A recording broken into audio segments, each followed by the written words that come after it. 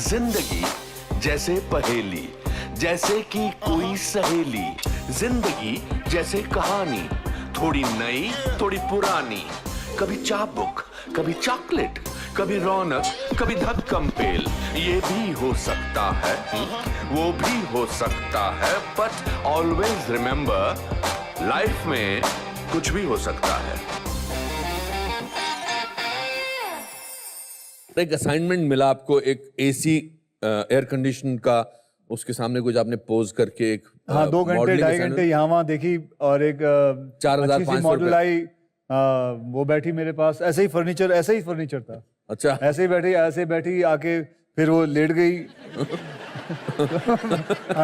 तो मतलब आपकी गोद में लेट हाँ, गई? गोद में लेट गई। और अच्छा, फिर पोज आपके था। साथ तो नहीं लेटी ना? नहीं, साथ में लेटती तो क्या, पोज ही तो करना था। हाँ, मैं समझ गया। यार, तो फिर यहाँ वहाँ देखो, यहाँ देखो, लड़की को देखो, प्यार से देखो, और बढ़िया बात है। तब मैं 6,000 रुपये कमाता था। फिर उसके बाद ये सब 2-2.5 घंटे यहाँ वो देख के दुख के उन्होंने 21,000 का चेक दे दिया। तो अच्छा। मैं कहा, ये तो सबसे बढ़िया काम है, ये बेस्ट काम है। फिर आपको लगा कि इसमें फोटो खिंचानी है? हाँ, फिर आपको लगा कि फोटो खिंचाना बेस्ट काम है? फोटो खिंचाओ, हाँ, अच्छी सी लड़की आके बैठ जाएगी, हाँ, एसी का रूम रहेगा, बस सेहत बनाओ। हाँ, उन्होंने कहा था कि सेहत बना के रखना, हाँ। तोन वोन निकलनी नहीं चाहिए, सेहत बना के रखो बस। तो उसके बाद आपने एक स्टिल फोटोग्राफर के यहाँ काम किया? हाँ, जय सेठ के यहाँ। जय सेठ ने हमारे, he was very popular those days. You were his assistant, light boy. जी बिल्कुल, उनके वहाँ मैं एज ए लाइट बॉय था। मैंने कई बड़े बड़े एक्टरों की फोटोज भी किए हुए हैं। जैसे गोविंदा साहब की किए हैं, संगीता बिजलानी, जैकी श्रॉफ, रेखा। तो वो आपके मन में उस समय क्या चलता था? तो अभी भी फिल्मों में काम करने का कोई आइडिया नहीं था? नहीं, अब थोड़ा बहुत आ गया था? थोड़ा बहुत ये हो गया था कि अब मैं यार मैं भी कोशिश कर सकता हूँ। थोड़ा बहुत आ गया था कि लेकिन कोशिश मतलब हीरो नहीं, कुछ छोटा मोटा कुछ मेरे को भी बीच में साथ में खड़ा कर दो पीछे। इन सब में जितने भी आपने जिन लोगों के भी नाम गिनाए, कभी इन्होंने आपको नोटिस किया था कि कोई लाइट बॉय नोट? गोविंदा जी ने मुझे अच्छी तरह याद है। मुझे देख के, मैं उनको जब फोटो खींचने के बाद शाम का वक्त उनको जाके दिखाना पड़ता था, ट्रांसपेरेंसीज होती थी। हाँ। उनको जाके दिखाना पड़ता था, तो वो देख रहा था, यूं देख रहे थे। फिर मुझे देखा, है चिकना तू, हाँ हीरो क्यों नहीं बनता? ये शब्द याद है मुझे, है चिकना तू हीरो क्यों नहीं बनता? हीरो क्यों नहीं बनता तू? हाँ। सर क्या मजाक कर रहे हो सर? फिर देखा बेटा, हीरो बन, हीरो। How wonderful. तो जय सेठ ने आपको काम करने के लिए बोला कि मैं आपका एक पोर्टफोलियो बना लेता हूँ? हाँ, उन्होंने मेरे लिए फ्री पोर्टफोलियो बनाया था। अच्छा। और एक और कमाल की बात भी है कि जहां मेरा पोर्टफोलियो बना रहे थे जू बीच पे, तो एक दीवार थी, तो दीवार के ऊपर मैं चढ़ के फोटो खिंचवा रहा था। तो दीवार का चौकीदार आके बोला, ओए नीचे उतरो, नीचे यहाँ नहीं आना, ये प्राइवेट जगह है। एंड वो फोटो मेरे पास पड़ी हुई है दीवार के पास। अच्छा। और ये इत्तेफाकी बात है कि आज मेरा घर वही दीवार, वही जमीन पे है। तो कुछ भी हो सकता है? कुछ भी हो सकता है। What an amazing आज story. मेरा घर वही है, और मतलब How amazing ये एक इत्तेफाक। और ये नहीं कि मैं बदले की भावना, साल है एक दिन मैं यही घर लूंगा, ऐसा कुछ नहीं था। अभी वो बेचारा अपना काम कर, चल भाई उतर गया। लेकिन वो इत्तेफाकी बात है कि घर यही मेरा हो गया। But Pramod Chakravarti ji, Pramod da gave you the first break, Chakida. Yes. How did you approach him? वो भी किस्सा सुना? बिल्कुल सुना, ये किस्सों की कहानी है। मैं ऐसे ही तभी मुझे 1-2 मॉडलिंग के असाइनमेंट मिल गए थे, और फिर एक और मुझे मॉडलिंग का असाइनमेंट मिला था, जो मैंने शाम को 6 बजे की फ्लाइट पकड़नी थी बैंगलोर जाने के लिए। और वो फ्लाइट, मैं सुबह उठा, एक्सरसाइज कर रहा था, 5:15 बजे घर की घंटी बजती है। तब तो मोबाइल होते नहीं थे। घर की घंटी बजती है, वेयर आर यू? मतलब मैं घर पे हूं। You know, it is unprofessional people like you. You know, that's why you will never be able to work. I mean, say, you're very unprofessional. तब मुझे पता चला कि उन्होंने कहा था सुबह 6 बजे की फ्लाइट है। ओह।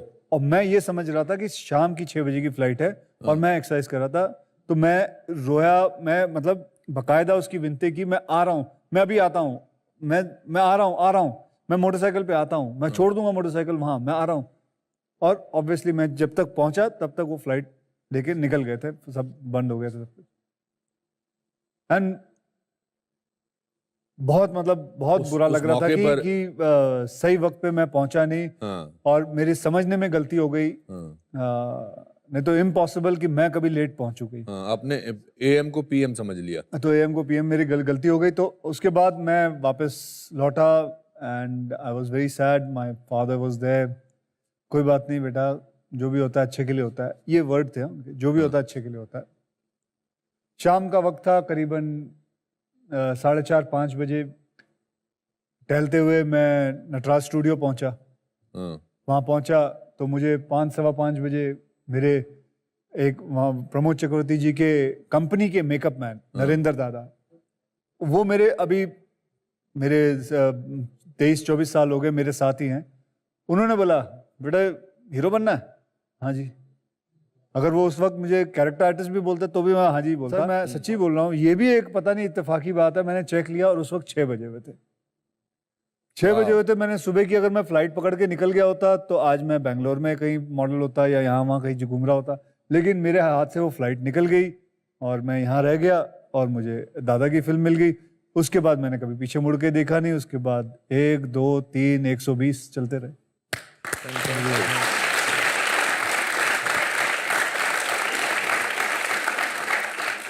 अपनी पुरानी फोटोग्राफ्स देख के तकलीफ होती है ना? ऐसा लगता कि मैं एक जमाने में ऐसा लगता था। वैसे मैं एक जमाने में बुरा भी नहीं लगता था। उसके बाद आपने 5-6 फिल्में की, आपको ऐसा महसूस हुआ एक वक्त पर कि I was doing B grade films? Did you feel that way? ऐसा लगा आपको? तो मेरे को काफी लोग कहते थे कि ये बी ग्रेड एक्टर है, अच्छा। तो मुझे लगता था ये अच्छी बात कर रहे हैं, क्योंकि मैं समझता B is for bread and butter actor. Okay.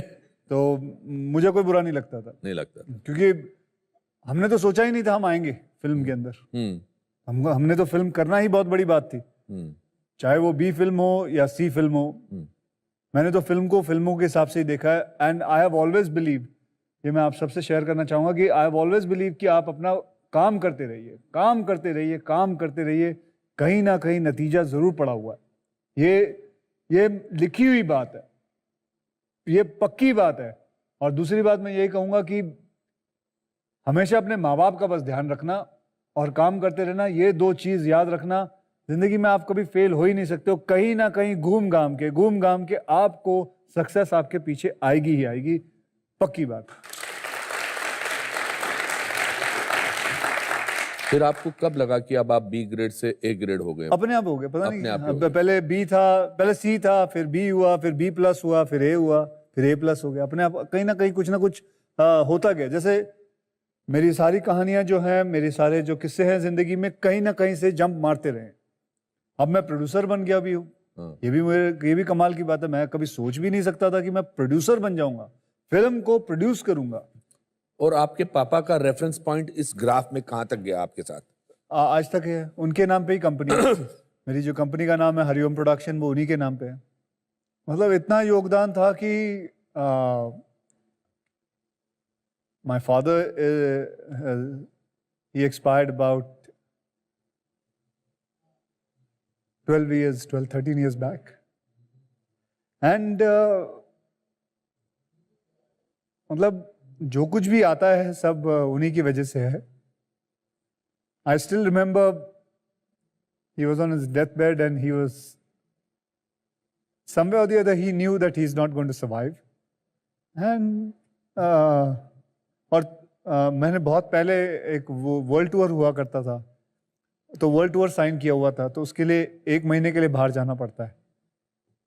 And I don't know how he said कि you will go for your world tour because वहाँ पब्लिसिटी हो गई है, don't break your promise. And he passed away and after एक दिन छोड़ के मुझे निकलना था, so I went, I did my duty, So one thing I have learned from him was एक बार किसी को जुबान दे दो, करना ही करना है, चाहे वो मतलब आपने ये भी सोचा हो कि ये फिल्म मेरे लिए गलत है, मेरे करियर का गलत मूव है, लेकिन आपने अगर साइन कर दिया है और उस आदमी ने फिल्म जाके आगे बेची है या कुछ भी, मैं तो फिल्म के दौरान के हिसाब से ही बोल रहा हूँ, लेकिन आपने अगर किसी को एक बार जुबान दे दी तो फॉलो इट, देखी जाएगी जो होगा, it will come out right only somewhere.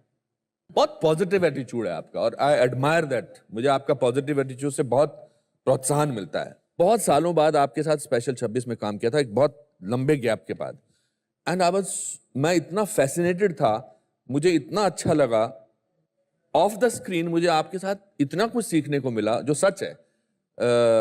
इतना कंफर्ट जोन है आपको, तो ये आप कहाँ से इजाद करते रहते हो? एक तो इन्होंने कमाल की बात बोल दी कि मुझसे सीखे हैं। नहीं, ये सच बात है। आप मुझसे ऐसे क्या बात सीखे हंसो सर? यार, मैं सच कह रहा हूं। मैं इस शो में मैं सबके सामने बोलना चाहता हूं कि मैंने बहुत सीखा है। ये एक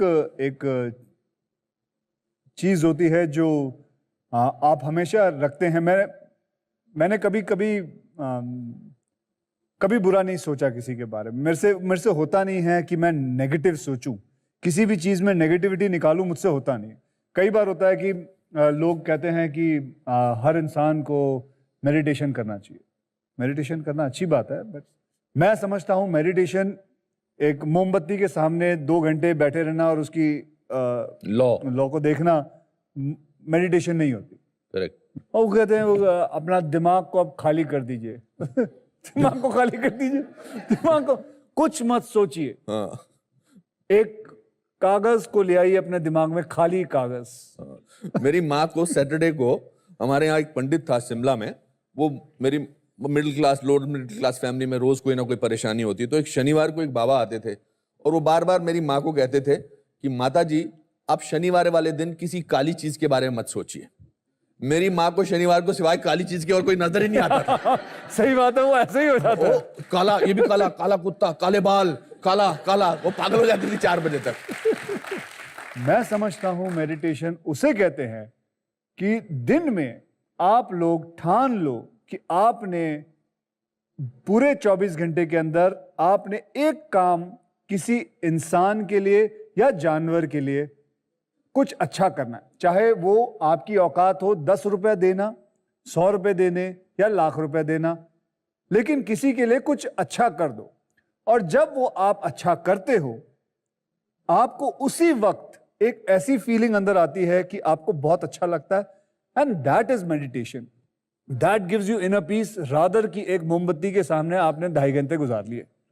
this is what I feel and this is what I just want to say. Wonderful, so wonderful.